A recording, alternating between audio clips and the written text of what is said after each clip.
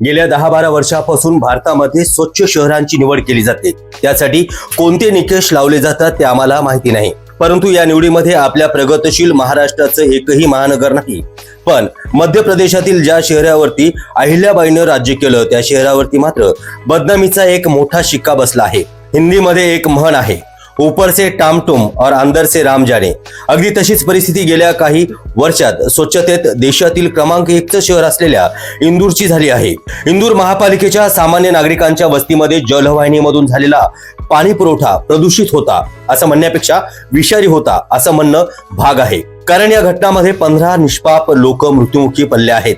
मरण पावलेल्यांच्या टाळूवरचं लोणी खाण्यासाठी टपलेल्या इंदूर महापालिकेच्या अधिकाऱ्यांनी या ठिकाणी एक अनाधिकृत शौचालय बांधण्यात आलं होतं आणि त्यातील मळ किंवा मैला पिण्याच्या पाण्याच्या जलवाहिनीत शिरला असं सांगितलं। म्हणजेच 15 निरपराध नागरिक मरण पावल्यानंतर या अनाधिकृत शौचालयाचा शोध लागला आहे। यावरून स्वच्छ इंदूरचा पोकळेपणा आणि लपवलेली अस्वच्छता यांनी किती मोठं अक्राळ विक्राळ रूप धारण केलं आहे हे सहज दिसून येते।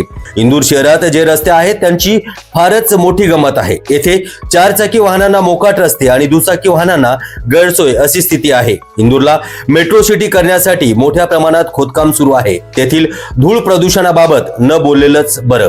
पहिल्या क्रमांकाचं शहर म्हणून घेणाऱ्या पुण्यश्लोक देवी अहिल्या यांच्या इंदूरचं महाभयानक वास्तव्य किती जीवघेणं आहे याची कल्पनाच यावरून येते। आता अशी वार्ता येते की बिचारे मेले ते सुटले, मात्र जे जिवंत आहेत ते मरण यातना भोगत आहेत। त्यांचा म्हणजेच मरण यातना भोगणाऱ्यांचा आकडाही शेकड्यांमध्ये आहे। येथील आमदार कैलास विजयवर्गीय हे आहेत।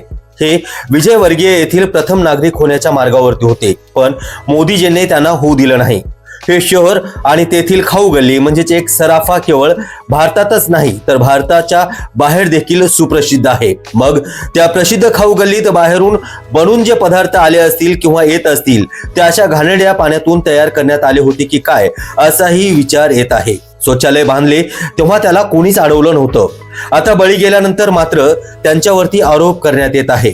म्हणजेच एक दुसऱ्यावरती आरोप करतो, दुसरा तिसऱ्यावरती आरोप करतो, अशी ही आरोपाची मालिका अखंडपणे सुरू आहे। या आरोपाच्या फैरी आणि एकूणच घटनेचा गांभीर्य याबाबत मध्य प्रदेशचे उच्च न्यायालय यानंच दखल घेतल्यामुळे चौकशा निलंबने वगैरे होत आहेत। परंतु जे निष्पाप नागरिक मरण पावले त्यांची जबाबदारी कोणावरती, ह्या प्रश्नाचं उत्तर फार कठीण आहे। स्वच्छतेच्या नावावरती गर्व करणाऱ्यांचं गर्वहरण करणारा आणि मृत्यू मार्गाला घेऊन जाणारा प्रदूषणाचा हा विषारी प्रकार इंदूर शहराची मोठीच बदनामी करत आहे।